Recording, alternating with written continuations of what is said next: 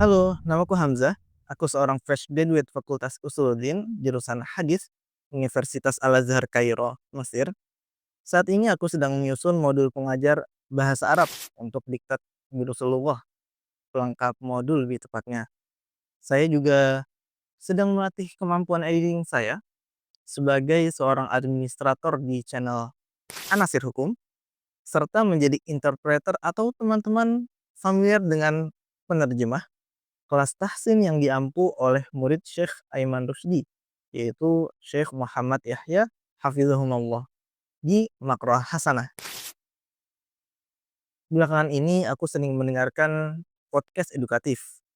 Timothy Ronald, Ferry Irwandi, Dr. Tirta, Chris Williamson, David Goggins, dan lain-lain. Mendengar kata-kata mutiara dan motivasi dari orang-orang yang telah mencapai kedewasaan hidup, bukan takjub kepada pembicara-pembicara podcast ini. Aku semakin takjub dengan ajaran Islam, perjalanan kedewasaan mereka yang ternyata berujung kepada nilai-nilai Islam yang dipelajari selama ini. Yes, tujuan seorang muslim adalah surga di akhirat kelak. Namun Allah Subhanahu wa taala juga bersabda, "Wala tansa nasibaka minad dunya." Jangan lupa, engkau punya amanah dan kewajiban sebagai seorang manusia di dunia ini. And I want to show you how powerful it is in this series that I named it Islamic Principle, What You Taught and What It Can Be. افتخر بدينك فإن الدين عند الله الإسلام. Assalamualaikum warahmatullahi wabarakatuh. Alhamdulillah hamdan katsiran tayyiban mubarakan fihi mubarakan alaih kama yuhibbu rabbuna wa yarda. Wa usalli wa usallim ala nabiyyina al-karim Muhammadin wa ala alihi wa ashabihi wa man tabi'ahum bi ihsanin ila yaumiddin. Amma ba'd. Pada series ini kita akan menelisik poin-poin ringkas dari 42 hadits yang disusun Imam Nawawi dalam bukunya Al-Arba'in An-Nawawiyah menggunakan penjelasan beberapa syekh. Kalian bisa cek referensinya, insya Allah mudah didapat di kolom komentar ya. Saya cantumkan di setiap episode karena saya tidak akan sampaikan semua. Hanya yang bisa difahami tanpa perlu membahas kaidah bahasa Arab. Dan di akhir, aku juga akan menambahkan faidah tambahan untuk kalian Gymrats, lifetime learner, dan pendengar podcast motivasi, bahwa semua yang kalian dengar dari motivasi dan mindset orang sukses sudah ada dalam Islam sejak 1400 tahun yang lalu.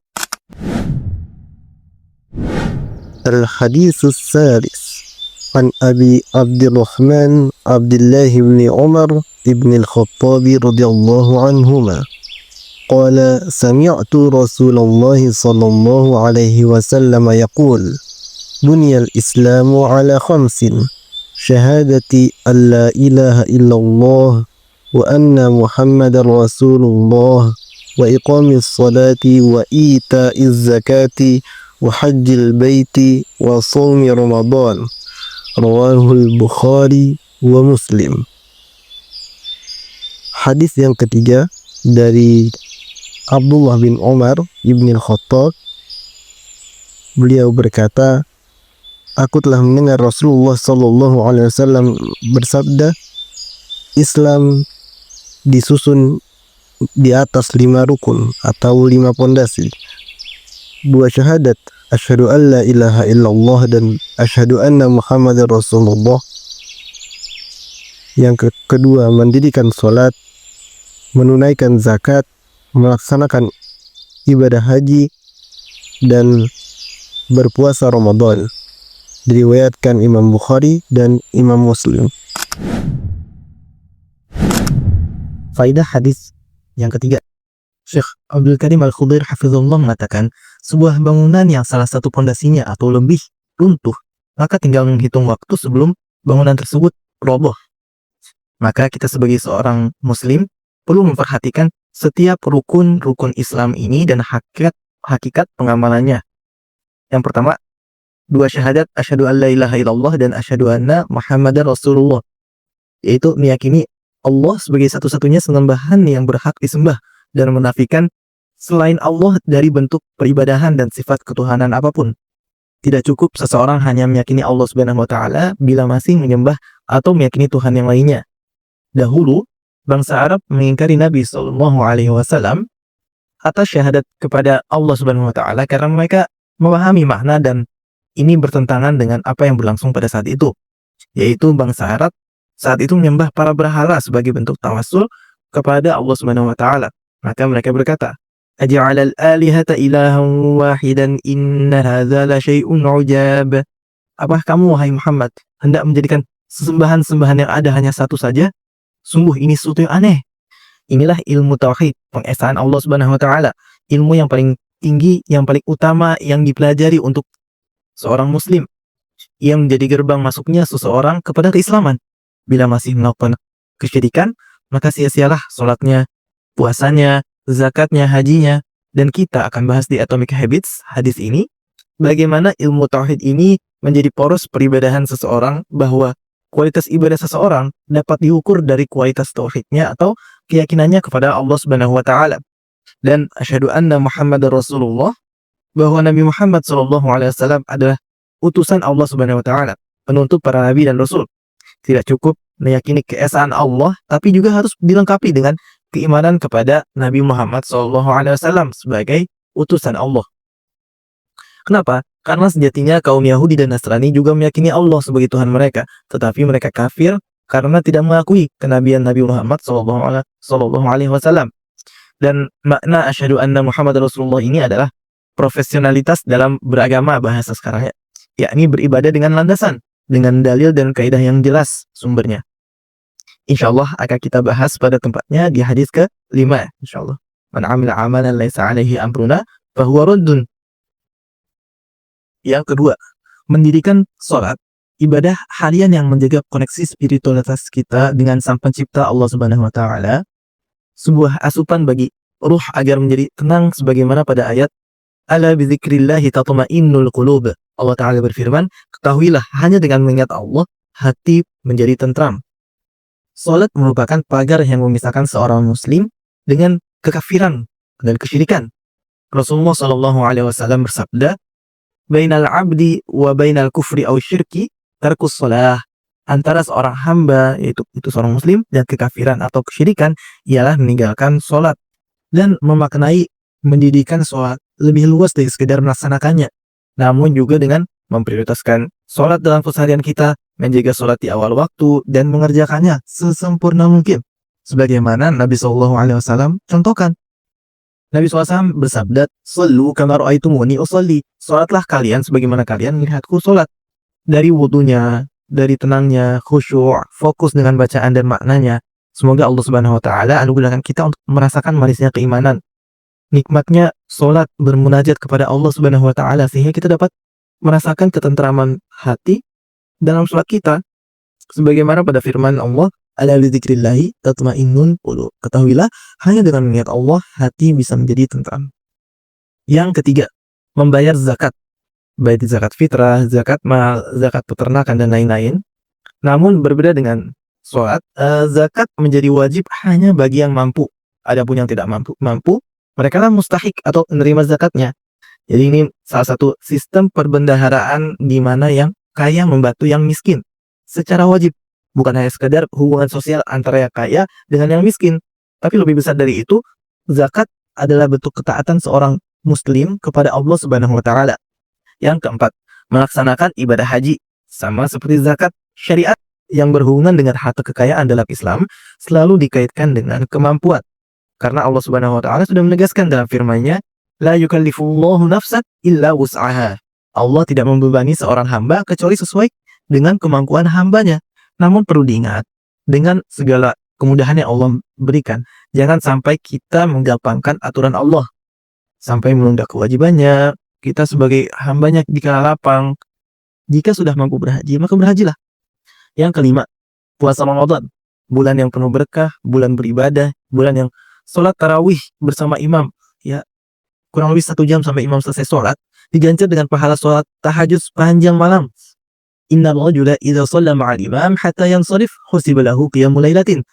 Nabi SAW bersabda dalam riwayat Abu Daud, An-Nasai, Imam Majah dan Imam Ahmad, sesungguhnya seorang lelaki bila ia sholat bersama imam, yakni sholat tarawih, hingga imam tersebut pergi dari tempatnya, dari tempat sholatnya, yakni selesai sholat tarawih, Allah ganjarkan kepadanya pahala qiyamul lail 1 malam. Bulan yang penuh berkah, bulan Ramadan merupakan kesempatan emas bagi kita untuk level up dengan pesat. Di dalamnya terdapat 1 malam yang lebih besar dari 1000 bulan. Lailatul Qadri khairum min alfi syahr. Malam Lailatul Qadar lebih baik dari 1000 bulan. Ingat, bukan sama dengan, lebih baik. Dan masih banyak lagi keutamaan puasa Ramadan. Jangan lupa untuk tetap hadiri majelis ilmu para ustaz dan syekh yang jelas keilmuannya yang ada di sekitar kalian. Semoga Allah beri kita taufiknya untuk menghidupkan bulan Ramadan dengan penuh kebaikan dan mendapatkan keutamaan Lailatul Qadar. Amin Allahumma. Atomic Habits dari hadis ini. Apa yang membuat sesuatu berharga sih? Memiliki value, nilai yang tinggi, membuat seseorang rela bekerja keras banting tulang. Sebuah alasan atau sebab jawabannya, baik secara fungsionalitas, sejarah, masa depan, ataupun hubungan sosial. Semua kembali kepada alasan atau sebab seseorang mengusahakan produk baik barang ataupun jasa. Alasan yang tepat adalah sumber energi yang mendorong kita, membulatkan komitmen, meyakinkan kita untuk melangkah melalui kerangka yang telah disusun. Why? Kenapa? Kenapa kamu makan? Perutku lapar. Tubuhku butuh nutrisi. Kenapa kamu bekerja? Hidup butuh uang. Kenapa kamu olahraga? Untuk kualitas hidup yang lebih baik. Kenapa kamu belajar? Dengan ilmu hidup lebih efisien. Di episode sebelumnya, kita telah belajar kerangka meraih tujuan, goal setting. Dan dalam Islam, rukun Islam dimulai dengan syahadat kepada Allah Subhanahu wa Ta'ala. Islam starts with why. Islam dimulai dengan sebuah alasan. Kenapa? Kenapa dirimu bersyariat, mematuhi aturan Allah, atau aturan Islam? Kita semua tahu Islam adalah ajaran dari Allah Subhanahu wa Ta'ala melalui nabinya Muhammad SAW. Kita mematuhi Allah karena kita percaya, atau bahasa agamanya kita beriman kepada Allah. Contoh simpelnya begini. Kamu sakit dan tidak tahu obat apa yang cocok untuk penyakitmu. Kemana kamu pergi? Ke dokter. Kenapa? Karena kamu yakin dokter lebih tahu masalah kesehatan dan penyakit dari yang lain. Kamu yakin dokter punya solusi. Kamu percaya dokter? Dokter bilang, lakukan A, minum obat B, jangan makan C. Sami'na wa ata'na. Siap laksanakan. That's the logic. Kamu yakin Allah knows the best for you. Kamu yakin Allah tahu apa yang baik untuk dirimu. Hence, sehingga kamu ikuti aturannya, aturan Islam. Kenapa aku sholat? Kenapa aku puasa? Kenapa aku zakat, haji? Karena aku percaya kepada Allah Subhanahu wa Ta'ala. Dan Allah Subhanahu wa Ta'ala perintahkan aku. Bagaimana kita bisa menumbuhkan kepercayaan ini kepada Allah Subhanahu wa Ta'ala? Kan kita belum pernah ketemu. Kita belum pernah melihat. Kenalan dulu. Gimana kenalannya? Baca nama-nama dan sifat-sifat Allah. Dari ayat pertama Allah sudah kasih tahu sebenarnya. Iqra, bacalah, belajar. Gak suka baca? Zaman sudah canggih. Masukin AI, jadikan audiobook, dengerin. Atau cari videonya di YouTube. Insya Allah, para ustaz dan masyayikh sudah menyediakan. Jadi, seseorang yang malas sholat, malas berpuasa, masalahnya di mana? Kurang kenalan sama Allah. Sehingga percaya asal percaya. Why? That's what we were taught of.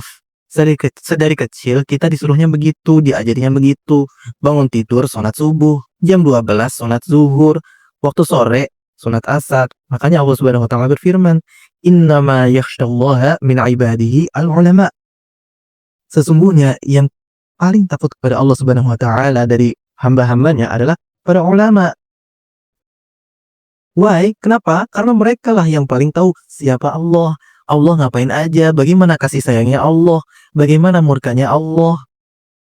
Maka kunci pertama meraih kesuksesan adalah pastikan why, alasan kamu mengejar sesuatu tersebut sudah konkret. Untuk sukses di akhirat, pastikan kita mengenal Allah dengan baik. Untuk sukses di dunia, pastikan alasanmu bulat, jelas, konkret. Mau jadi fotografer? Why? Mau jadi dokter? Why? Arsitek? Kenapa? Orang yang berwawasan? Kenapa? Dengan alasan yang tepat, segala kesulitan, lelah, berat akan kamu terjang. Kenapa? You have a reason, something to achieve. Ada alasannya ingin kamu capai. Setiap status selalu ada positif negatifnya, kemudahan dan kesulitannya. Jomblo, kesepian, tapi banyak waktu untuk memperbaiki diri. Berkeluarga, waktu habis bekerja cari nafkah, waktu habis mengurus rumah, tapi ketika melihat istri dan anak, hati menjadi tenang. Kelelahan luluh menjadi rasa bahagia ketika istri dan anak menyambut dengan senyuman. Yes, istri dan anak terkadang menjadi sumber masalah bagi seseorang. Tapi itu satu contoh. Terlalu banyak variabel jika ingin kita sebutkan semuanya. Mereka yang istri dan anaknya menjadi ujian dan cobaan, sejatinya Allah memberi kemudahan di area lain. Dengan orang tuanya misalkan, kesehatannya atau kepintarannya dan lain-lain. Intinya selalu ada kemudahan dan kesulitan dalam hidup seseorang. Namun, segala kesulitan yang kita hadapi dapat terasa ringan ketika dilakukan untuk meraih alasan yang tepat. Jadi, mulailah dengan why yang kuat saat membuat kerangka hidupmu dan saat menjalaninya. Alasan ini yang akan keep you on the track, menjaga dirimu dari futur, dari malas, untuk meraih tujuanmu. Atomic Habits yang kedua. Slow but steady, small but consistent equal success. Setelah syahadat, rukun Islam yang kedua adalah sholat, sebuah ritual ibadah yang Allah wajibkan kepada setiap hambanya. Normalnya dalam sehari katakanlah 1 kali wudu dan sholat itu 7 menit. 7 menit kali 5 waktu sholat 35 menit. Dalam sehari hanya 35 menit. Ingat Atomic Habits pada episode 1 dan episode 2. Cicil 20-30 menit setiap hari. Cukup, nggak apa-apa. Allah juga sudah menanamkan dalam ajarannya, dalam syariatnya, you have your why, you build your framework, it's time to do. Make your framework work. Alasanmu sudah jelas, kerangka sudah kau buat. Tersisa bagimu apa? Menjalani kerangkamu, jadikan kerangkamu sebagai quest, petualanganmu untuk meraih level terakhir pada tujuan akhir yang ingin kau gapai. 20 menit, 30 menit sehari, syaratnya apa? Setiap hari, 7 kali 1 pekan, 30 hari 1 bulan, 365 hari dalam 1 tahun, setiap hari akan lebih ringan. Ingat patah kita, Allah bisa karena biasa. Allah bisa karena biasa. Tapi yang berat apa? Konsistensi, istiqomah. Akan ada masa dirimu malas, dirimu banyak masalah. Tapi apakah sholat boleh kamu tinggalkan? No, wajib tetap wajib. Maka jika kamu punya tujuan hidup, kamu sudah buat jadwal, sama, terapkan itu juga. Jangan tinggalkan jadwalmu sehari pun. Pegang itu kuat-kuat. Bro, kita punya 24 jam sehari. Ini hanya 20-30 menit. Lebih baik hasilnya jelek, esok hari bisa kita revisi, tapi ada yang kita hasilkan. Daripada kamu buat istirahat hari ini, besok kamu kerjakan, dan hasilnya juga jelek. You do it now, tomorrow, it's a bit better. So, start with why. Make a framework. Big steps, small steps. And the most important thing, do the work. Mulailah dengan kenapa kamu ingin mengajar sesuatu. Buat kerangkanya. Buat kerangka besarnya, pecah menjadi langkah-langkah besar. Pecah lagi menjadi langkah-langkah kecil. Dan yang paling terpenting, jalani rancanganmu, kerangkamu. Oke? Terima kasih yang sudah menyimak. Semoga bermanfaat. Kritik, saran, dan masukan terbuka di kolom komentar. Sampai jumpa di hadis selanjutnya di series Islamic Principles. What you thought and what it can be.